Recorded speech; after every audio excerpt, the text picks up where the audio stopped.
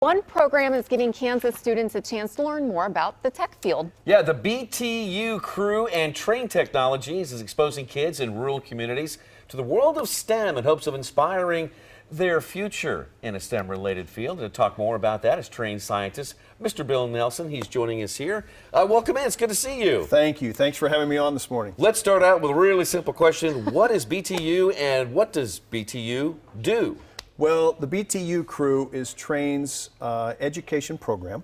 It's been around for a while, but and you called me scientist. I'm actually an educator in residence with Train, not a scientist, although I did teach science for a number of years. So what we do is we bring educational resources to science classrooms that enhance what they're already doing. So our focus is energy education, career education in terms of scientific careers that may interest students, and then STEM activities to get kids involved in not just learning about science, but doing science.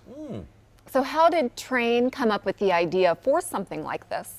Well, for a long time, Train has been involved in schools, but Train's involvement was in equipment and helping schools with heating and cooling.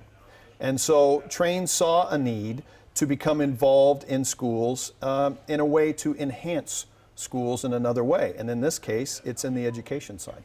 So over time and in your experience, what have you seen? What kind of impact have you made on these kids on the Kansas side? Well, the fun thing is you know, students don't necessarily enjoy studying science, but they enjoy doing science. Yeah. And so if you go into a freshman science class, say physical science, and you say, we're going to learn about gear ratios today.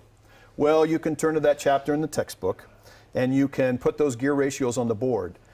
But instead, it's a lot more fun to bring in small wind turbines and say, we're going to do some experiments with different gear ratios, and you're going to have the ability to determine how many blades in the turbine, what size of the blades, what shape of the blades, and we're going to see how these gear ratios produce electricity more efficiently. And then what we're going to do is we're going to compare the data from all the groups in the class, and you're going to have the chance to redo the experiment using the information that everybody's gained. And so we're beginning to implement data analytics into the classroom. Wow, it seems like such a collaborative effort, right? Because we hear a lot of education that collaboration amongst student peers is an important way of learning, and it sounds like exactly what you guys are doing. Well, and the collaboration between industry and the classroom. So we can bring those modern tools that industry is using and allow students to see how those work in the real world.